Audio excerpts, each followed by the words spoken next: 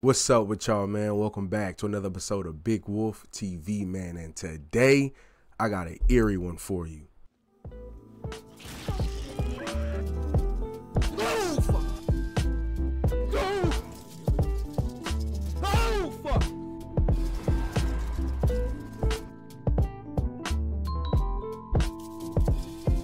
Today we're reacting to an animated horror story by the name of The Pine Creepers. Now this was uploaded by Don't Walk Home Alone After Dark. So today I'm bringing you guys a very special video, man. Today's video was a request by Lunar_Factions. They commented, "Watch Pine Creeps, I'm subbed." Well, first and foremost, I just want to say thank you. And two, I got you. All right, we finna get straight into this. If you guys want to see my reaction to The Worm by Don't Walk Home Alone After Dark, please head down to the description. The link to that reaction is there. Please check that out. You guys won't be disappointed. All right, it's a mind fuck, man. I promise y'all that. I'm not gonna keep y'all waiting any longer, man. If you guys enjoyed this video, please consider liking it. If you guys want to see more content like this, please hit that subscribe button, man. More videos coming soon. Without further ado, ladies and gentlemen, this is The Pine Creepers. Let's go. I'll never forget the summer of '95.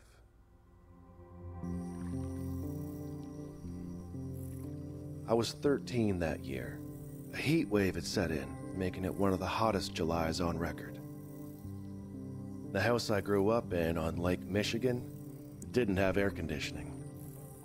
Most of the time, that was fine.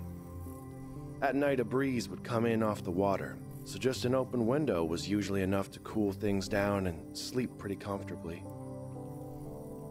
But not that summer. That summer was different.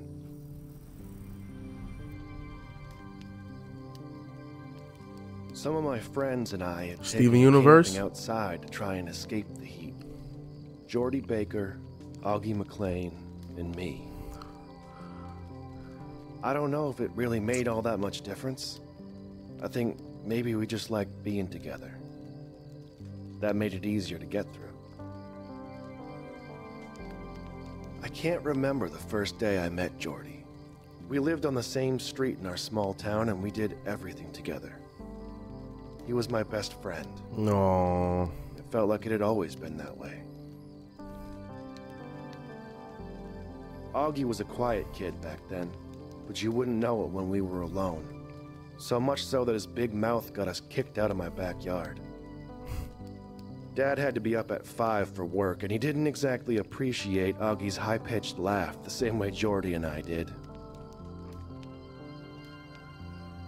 There was a clearing in the pines behind Jordy's house where we used to hang out sometimes, so we decided to set up camp back there. An old, rusted-out Buick Century marked the spot. I always wondered whose car that used to be. Back before... Damn, so they just chilling in somebody's shit? Thinking about it now, I'm not even really sure how it got out there through the trees in the first place. We'd cleaned out the broken glass and the cigarette butts left behind by the neighborhood teenagers. We made a fire pit out of one of the wheel rims Jordy managed to pry off. The mosquitoes out there were ruthless at sundown, and dry, prickly needles covered the ground in a thick blanket under the trees. The only thing I hated more than that feeling under my feet when I wasn't wearing any shoes was the crunching sound they made whenever I was. It wasn't all that cozy of a spot, but at least it was private. A place far enough away from the rest of the world that we could stay up all night laughing and no one would care. Hey, man, we done all had spots like that growing up, dog. All the homies get together, dog, chill. It could be, I think ours was like behind the levee. We had like, if y'all know what a levee is, then how can I explain? It was like a big ass hill that's supposed to like stop water from coming over. There was like this little tree log thing, and we would like sit back there and talk, chill, throw rocks, just kid shit. You know what I'm saying? It was fun though. Jordy had skimmed some beer from a case in the basement that his dad was working on. 4 bottles of lukewarm lager to share between us. Not exactly a blowout, but not enough that Mr. Baker would miss him either. I don't drink much beer these days, but even just the smell of it always brings me back to that night.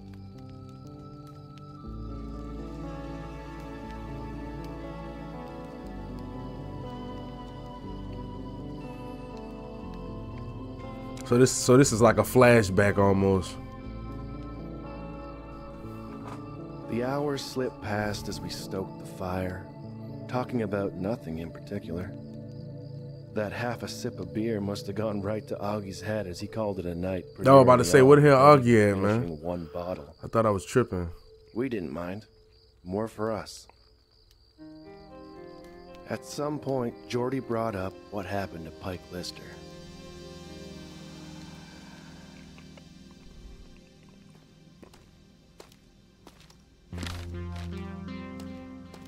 Pike was 2 grades ahead of me in school, and he'd probably failed a couple on top of that. Why my homie walking like that, though? Like, He was big, and everybody was scared of him. On a Friday, that past November, Pike left school after his usual extra hour of detention to walk home. And that was the last time anybody saw him. Somebody caught his ass slipping. Shit. The search lasted for weeks. They never found anything. Some people said he just took off, ran away from home. Others thought he might have drowned in the lake accidentally. Not Jordy, though. I listened quietly as he laid it all out. How his dad said it wasn't the first time something like this had happened around here. How back in the 70s, 4 people disappeared without a trace. And how around that same time, locals had started seeing something in the woods that wrapped around our town.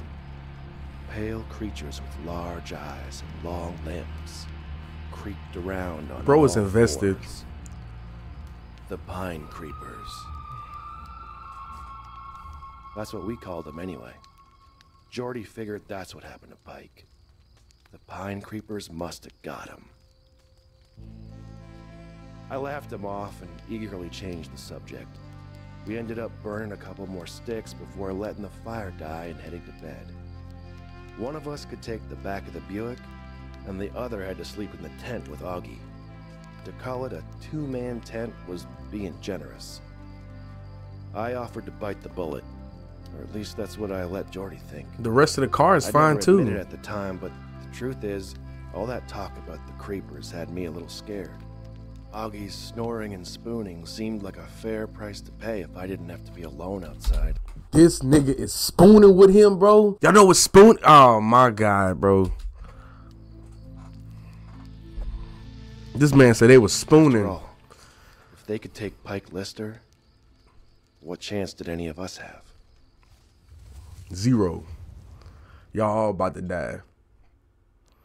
Is this connected to the worm? I'm not sure what time it was when I woke up. I hope so. Look a homie, bro.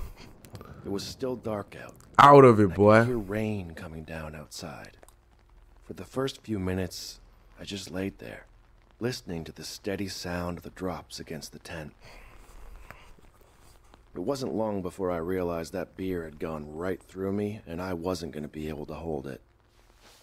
I fumbled around until I found the lantern, and I made my way outside.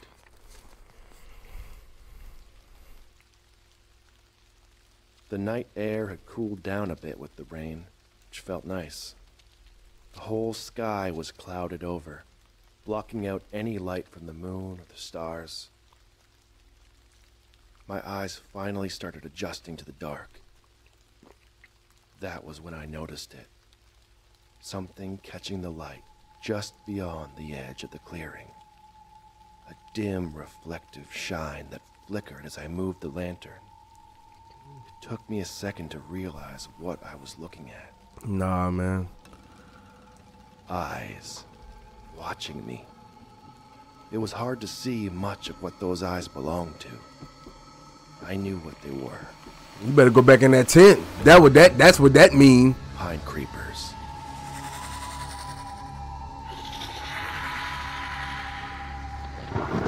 Ooh, boy, hell nah. Voice pounded in my ear ears as we stared each other down. I carefully started backing up, never once looking away. I wanted to turn and get out of there badly, but just kept slowly taking one step after another. Get in the tent and zip that shit up and turn that light off. Turn the lantern off. As quickly as I could without making much noise. Maybe if I was quiet enough, those things would move along. I thought about waking Augie, but didn't want him to freak out and draw attention to us. Yeah, Seconds passed. Nothing. Before we continue, some of you guys don't know this, but I be yawning a lot in these videos, bro. It's just a nigga be tired, bro. I just be tired. Damn near every video will catch me yawning, all right? So I apologize in advance. All right, let's continue back to the short film. Rustling of the trees and the calm drone of the rain. Just as I started to think that maybe I'd overreacted, maybe my mind could be playing tricks on me. No, it wouldn't. It started. That familiar, awful sound. The crunch of those needles.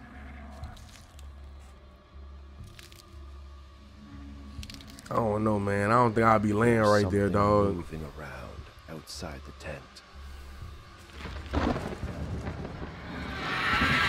Oh my God. I did my best to hold my breath. The worst part of it all is I knew Jordy was out there, alone. I kept telling myself yeah, he wouldn't wake up. He was safer in the Buick. Yeah, he in the fucking car, bro. Stay still. Stay quiet. I laid there, and I kept listening for what felt like forever. I was too scared to do anything else. I never woke up Augie. I never called out to Jordy. I never did anything.